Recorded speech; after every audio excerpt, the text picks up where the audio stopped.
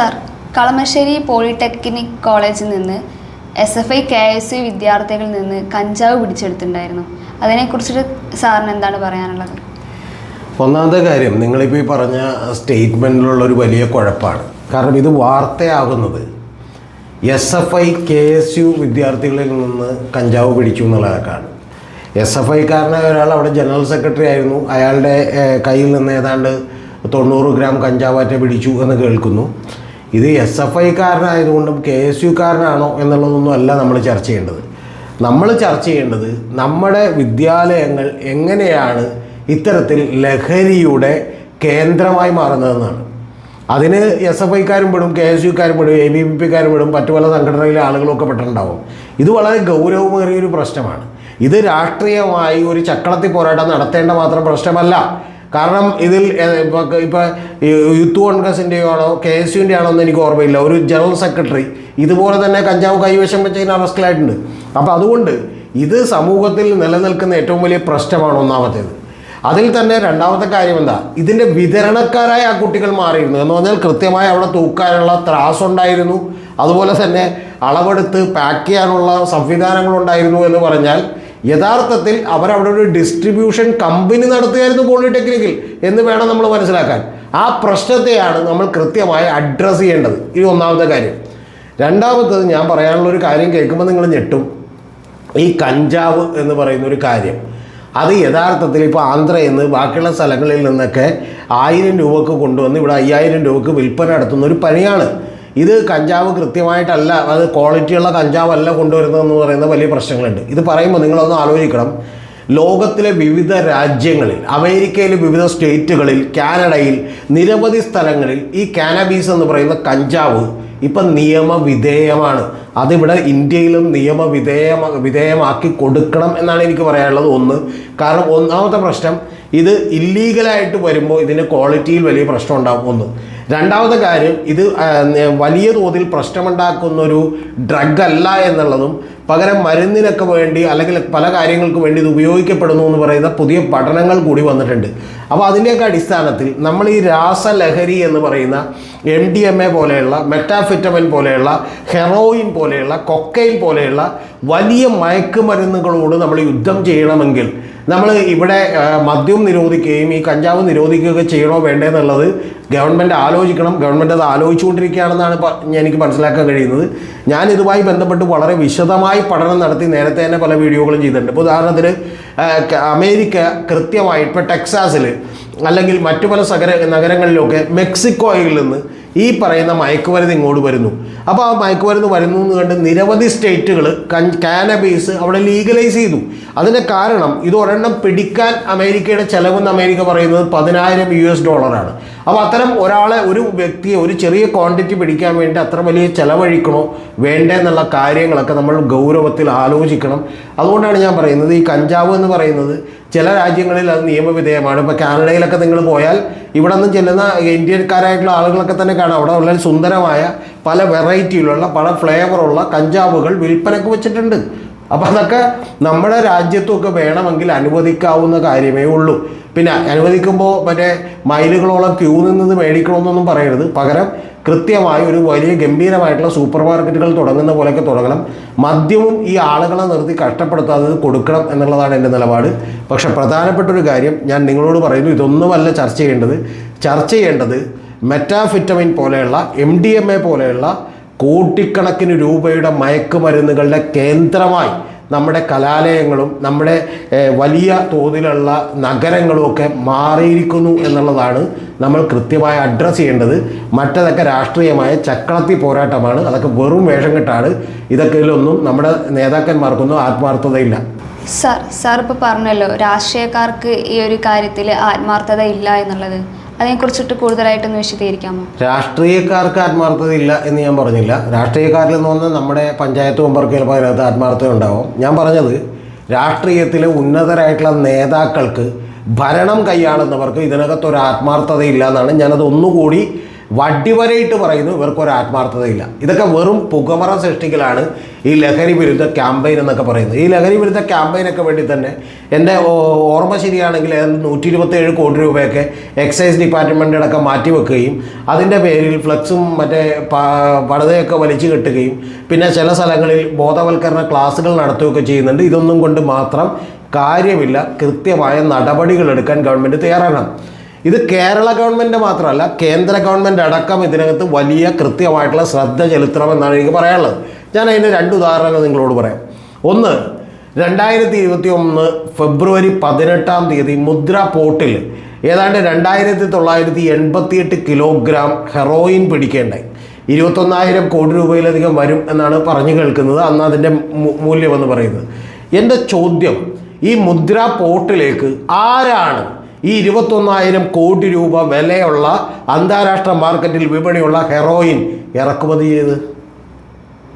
എന്താണ് നമ്മളിവിടുത്തെ മാധ്യമങ്ങൾ, അന്വേഷണാത്മക പത്രപ്രവർത്തനം നടത്തുന്നവർ പോലും അതിൻ്റെ പുറകെ പോയി ഒരാളുടെ പേര് പോലും കൊണ്ടുവരാത്ത എന്താണ്? ഇനി അതിലേതെങ്കിലും കൃത്യമായിട്ടുള്ള ഏജൻസികളോ വലിയ കമ്പനികളോ ഇത് വലിയ തോതിൽ നടത്തുന്ന ആളുകളോ പിടിക്കപ്പെട്ടിട്ടുണ്ടോ? ഇല്ല. പകരം നമ്മളിവിടെ ഇത് ക്യാരി ചെയ്യുന്ന, ഇത് ഉപയോഗിക്കുന്ന ചെറിയ ചെറിയ ആളുകളെയാണ് പിടിക്കപ്പെട്ടിട്ടുള്ളത്. ഇപ്പോൾ ഏറ്റവും ഒടുവിൽ ഞാൻ നിങ്ങളോടൊരു കാര്യം പറയാം. ഏതോ ഒരു വിദേശ പൗരൻ 19 വയസ്സുള്ള ഒരുത്തൻ, അവനാണ് ഇതിൻ്റെ കിങ് പിൻ എന്ന് പറഞ്ഞ് ബാംഗ്ലൂരിൽ നിന്ന് പിടികൂടി. നിങ്ങൾ വിചാരിക്കുന്നുണ്ടോ അതായത് ഒരു ആഫ്രിക്കൻ വംശജനായിട്ടുള്ള ഒരു 19 വയസ്സുകാരനാണ് ഇതിൻ്റെ കിങ് പിൻ എന്നും ഈ ഇത്രയും വലിയ കോടിക്കണക്കിന് രൂപയുടെ ബിസിനസ് നടത്തുന്നതെന്നും ഇത് കേൾക്കുന്ന തലക്ക് വെളിവുള്ള ആർക്കെങ്കിലും തോന്നുമോ? ഇനി അടുത്തത് പോട്ടെ. നമ്മുടെ തൊട്ടടുത്ത് ഈ ആൻഡമാൻ നിക്കോബാർ ഐലൻഡിനൊക്കെ അടുത്ത് ഒരു വലിയ കപ്പൽ പിടിച്ചല്ലോ നമ്മൾ. ഹാജി അലി ഗ്രൂപ്പിൻ്റേതാണെന്ന് പറയപ്പെടുന്ന, ഇറാനിൽ നിന്ന് വന്നു എന്ന് പറയപ്പെടുന്ന ഒരു കപ്പലിൽ നിന്ന് നമ്മൾ രാസലഹരി പിടികൂടി. എത്ര രൂപയുടെയാണെന്ന് നിങ്ങൾക്ക് അറിയണ്ടേ? ഏതാണ്ട് 4.8 ബില്യൺ എന്ന് പറഞ്ഞിട്ടുണ്ടെങ്കിൽ ഏതാണ്ട് 37,000 കോടി രൂപയുടെ 36,900 കോടി രൂപയുടെ രാസലഹരിയാണ് പിടികൂടിയത്.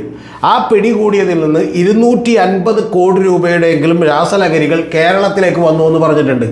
ഇനി ഇതെല്ലാം പോട്ടെ, ഞാൻ നേരത്തെ മാത്യു സാമുവൽ എന്ന് പറയുന്ന ഒരു ചാനലിൽ ഞാനൊരു കാര്യം പറഞ്ഞിട്ടുണ്ട്. അതായത് ഇന്ത്യയിലെ ഗൗതം ബുദ്ധ് നഗർ പോലീസ് സ്റ്റേഷൻ എന്ന് പറയുന്ന പോലീസ് സ്റ്റേഷൻ്റെ തൊട്ടടുത്ത് നിന്ന് ഒരു വലിയ ബിൽഡിംഗ് അവർ റെയ്ഡ് ചെയ്ത് പിടിച്ചപ്പോൾ അതിൽ 8 വിദേശ പൗരന്മാരടക്കം കുറ്റവാളികളായി അറസ്റ്റ് ചെയ്തു. എന്ത് കേസിനാണെന്ന് നിങ്ങൾക്കറിയോ? മെറ്റാഫെറ്റമിൻ എന്ന് പറയുന്ന രാസലഹരി ഉൽപ്പാദിപ്പിക്കുന്ന ലാബുകൾ അവിടെ സെറ്റ് ചെയ്തിരുന്നു. ആ ലാബിൽ നിന്ന് മാത്രം പിടിച്ചു തന്ന 200 കോടി രൂപയാണ്. ഈ മെറ്റാഫെറ്റമിൻ്റെ ലാബുകൾ കേരളത്തിലേക്ക് കൂടി വന്നേക്കാം എന്ന് ഞാൻ അന്നേ തന്നെ ആളുകളോട് പറഞ്ഞിരുന്നു. ഈ മെറ്റാഫെറ്റമിൻ പോലെയുള്ള അസംസ്കൃത വസ്തുക്കൾ എത്തിക്കുകയും അവിടെ നിന്ന് അത് കൃത്യമായി പ്രോസസ്സ് ചെയ്തുകൊണ്ട് ചെറിയ ചെറിയ പാക്കറ്റുകളിലാക്കി വളരെ കൂടിയ വിലക്ക്, അതായത് നിങ്ങളൊരു ചെറിയ സാധാരണ ഒരാളാണെങ്കിൽ ഇതൊന്നും കൃത്യമായിട്ട് നിങ്ങൾക്ക് അഫോർഡ് ചെയ്യാൻ പറ്റില്ല. അഫോർഡ് ചെയ്യാൻ പറ്റാത്തത്ര വലിയ വിലക്ക് ഈ പറയുന്ന നമ്മുടെ കേരള മാർക്കറ്റിലേക്ക് ഇത് എത്തിക്കുന്നു എന്ന് പറഞ്ഞാൽ ഇതിനെതിരെ കൃത്യമായി നടപടിയെടുക്കണമെങ്കിൽ എന്ത് ചെയ്യണം? ഏറ്റവും കുറഞ്ഞ പക്ഷം ഇവിടെ ഈ ഹാജി അലി ഗ്രൂപ്പിൻ്റെ ഈ പറയുന്ന പോലെ കപ്പൽ വന്നു എന്ന് പറഞ്ഞാൽ ഇവിടെ ആരെങ്കിലും അവർക്ക് വേണ്ടി പണം മുടക്കാനുണ്ടാവില്ലേ? ആ പണം മുടക്കാനുണ്ടാകാവുന്ന ബിഗ് ഫിഷ് ആരാണ് കേരളത്തിലേക്കും ഇന്ത്യയിലേക്കുമൊക്കെ ഈ പറയുന്ന 21,000 കോടി രൂപയുടെയും 2,000 കോടി രൂപയുടെയും 3,000 കോടി രൂപയുടെയും 5,000 കോടി രൂപയുടെയൊക്കെ ബിസിനസ് നടത്താൻ കെൽപ്പുള്ള മയക്കുമരുന്ന് ലോബികൾ ആരാണ് എന്ന് കണ്ടെത്തുന്നതിൽ കേന്ദ്ര ഗവൺമെൻറ്റും കേരള ഗവൺമെൻറ്റും എത്രത്തോളം മുന്നോട്ട് പോയിട്ടുണ്ടെന്ന് എനിക്കറിയില്ല. അവർ തികഞ്ഞ പരാജയമാണെന്ന് ഞാൻ എൻ്റെ അറിവിൽപ്പെട്ടിടത്തോളം വിചാരിക്കുന്നു. അതുകൊണ്ടാണ് ഞാൻ പറഞ്ഞത്, ഇത് കൃത്യമായി ഈ കാരിയേഴ്സിനെ 9 ഗ്രാം വെച്ചവനെയും 2 കിലോഗ്രാം കഞ്ചാവ് മേടിച്ച് വെച്ച് ത്രാസിൽ തൂക്കി മറ്റേ 100 ഗ്രാമാക്കി വിതരണം ചെയ്യാൻ പോകുന്നവനെയൊക്കെ നമുക്ക് പിടിക്കാം. പിടിക്കേണ്ടാന്നൊന്നും ഞാൻ പറയുന്നില്ല, അത് പിടിക്കണം. 2 കാര്യങ്ങളെ നമുക്കിത് ഒഴിവാക്കണമെങ്കിൽ ചെയ്യാൻ പറ്റൂ. Either you just cut the demand. നിങ്ങളിവിടെയുള്ള ജനങ്ങളെ ബോധവൽക്കരിച്ചുകൊണ്ട് ഇത്തരത്തിൽ ഈ പറയുന്ന ആളുകളെ ഒരു കാരണവശാലും ഇത് ഉപയോഗിക്കുന്നതിൽ നിന്ന് നിങ്ങൾ വിമുക്തി നേടണം. അത് നല്ല കാര്യമാണ്. അങ്ങനെ ഉണ്ടെങ്കിൽ ഈ ഡിമാൻഡ് ഇവിടെ ഇല്ല, പിന്നെ ആരും കൂടെ എന്ത് ചെയ്യില്ല, സപ്ലൈ ചെയ്യില്ല. അല്ലെങ്കിൽ നിങ്ങൾ എന്ത് ചെയ്യണം? ഇപ്പോൾ കട്ട് ദ സപ്ലൈ, ആ സപ്ലൈ ചെയിൻ കംപ്ലീറ്റായി നിങ്ങൾ കട്ട് ചെയ്യണം.